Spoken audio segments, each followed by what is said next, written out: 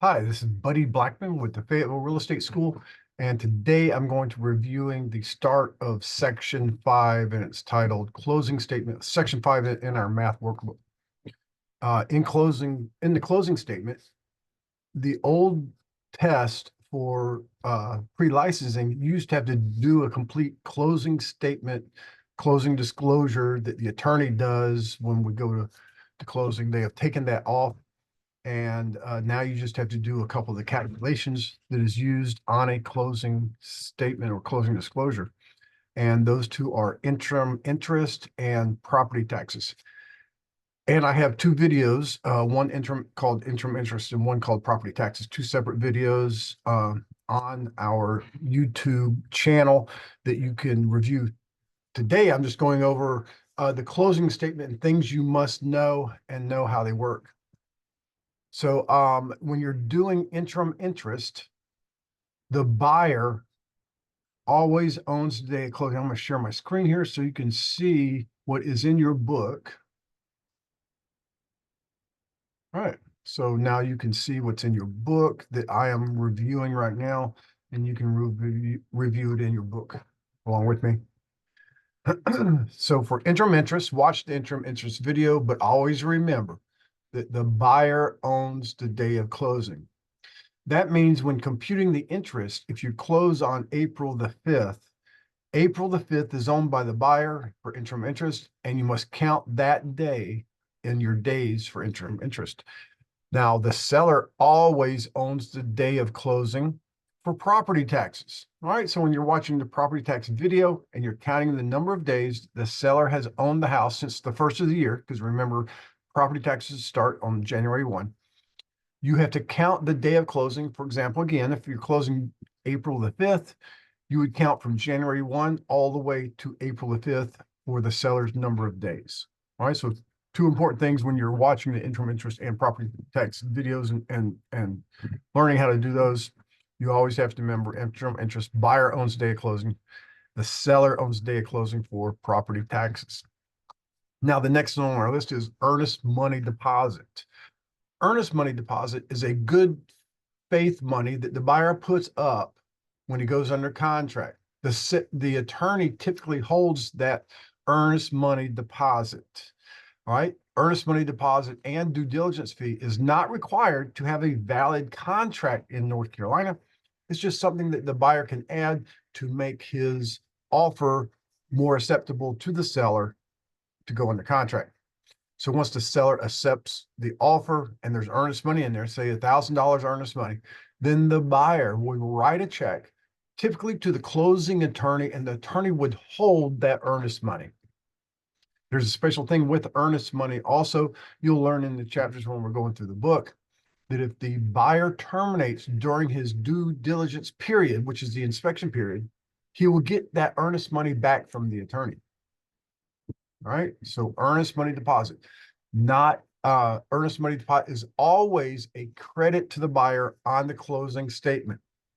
All right. That would be a plus 1,000 for the buyer if it was $1,000 earnest money. Another thing that the buyer can put up to help him win the contract with the seller is called a due diligence fee. A due diligence fee is an amount that the buyer could offer if they wanted to. And once the seller accepts the contract, the buyer would write a check or whatever payment method they're going to use to the seller. The seller would take that money, and I always say they go down to Walmart and spend it because it ain't coming back. All right. It will not be returned to the buyer except if the seller breaches the contract, he has to give back that due diligence fee. So a due diligence fee, again, is offered in the offer. That say the buyer is going to offer $1,000 due diligence fee. We put that in the offer on the front page of the offer. If the seller accepts that offer and it goes into a contract, then the buyer must write a check for that due diligence fee, $1,000, whatever they offered, to the seller, and the seller takes that money. Now, back to our list right here, due diligence fee is always a credit to the buyer and a debit to the seller on the closing disclosure. The tally, closing disclosure is the closing statement, closing disclosure that tallies up all the credits and debits to both the buyer and the seller. And you get down to the end, you add them all up, and the buyer's got to bring $8,000 to closing, and the seller is not typically not going to bring money, but he's going to get money. So he's going to get, 220,000 after it closes. But due diligence fee is always a credit to the buyer. In other words, when the buyer, in the same way with earnest money, the money that you put up by either earnest money or due diligence is credited back to the buyer to go towards the price of the house. So due diligence fee is always a credit to the buyer also, but it's a debit to the seller. In other words, we're taking it back from the seller only on paper, where he's not bringing the $1,000 to closing to give it to the buyer. The attorney's just saying, hey, you already got 1,000 of this. We got to give it back to the buyer so it can go toward the price of the house. All right. So due diligence fee is always a credit to the buyer and a debit to the seller. All right. Now, think about it. Purchase price, the next one, purchase price. Purchase price is always a debit to the buyer. In other words, the buyer has agreed to buy this house for 200,000. So there's going to be in the column for the buyer, it's going to be a debit, a negative of 200,000, because the buyer's got to pay that 200,000. On the seller's side of that form, it's going to be a credit. The buyer's paying the 200,000, so it's a negative. The buyer is giving the seller the purchase price of the house because he contracted to pay this much for the house, so that's a credit to the seller. All right, purchase price is always a debit to the buyer. We got to take that money away from the buyer and give it to the seller because that's the price they agreed on the house. The next one is loan amount. The bank is giving money to the buyer. Now it's a loan, but I'm just using this as think about it, a visual in your head. The bank is giving money to the buyer. So the amount of the loan would be a credit to the buyer. All right, we're going to debit the purchase price, but we're going to credit the buyer the amount of this loan they're getting from the bank. All right, it has nothing to do with the seller. The seller has nothing to do with the buyer's loan. So there's nothing that changes in the seller's column, but the loan amount is always a credit to the buyer. All right, so again, the buyer's cash to closing math problems have been moved from pre-licensing and the state exam, and you'll go over these in post-licensing.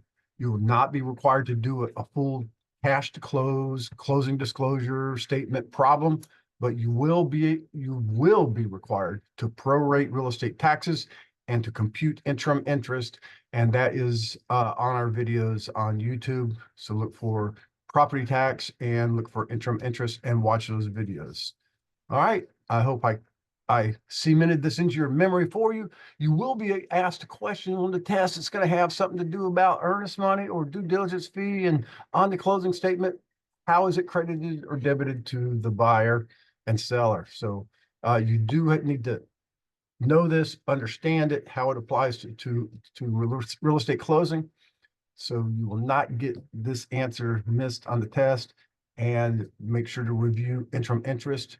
What's great about these videos on the math, you can stop them, you can rewind them, you can go over it again. And it's kind of the same thing that I present live in the classroom, but this way you can hear it again and stop it, and rewind it and hear it as many times as you want to. So make sure you look at the videos, property tax calculations, and interim interest. Let's see. And I'm trying to see. So here it is right here. So it is property tax calculations. That's one of them.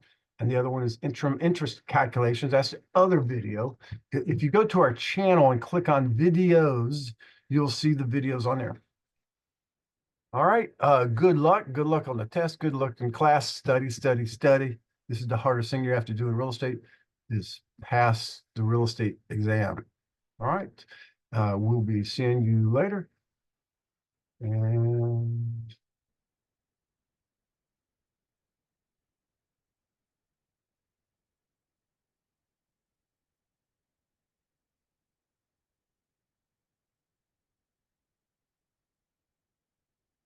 well, if I could see how to stop the recording, I would. If not, I see I'm going to stop my sharing and pause to stop recording.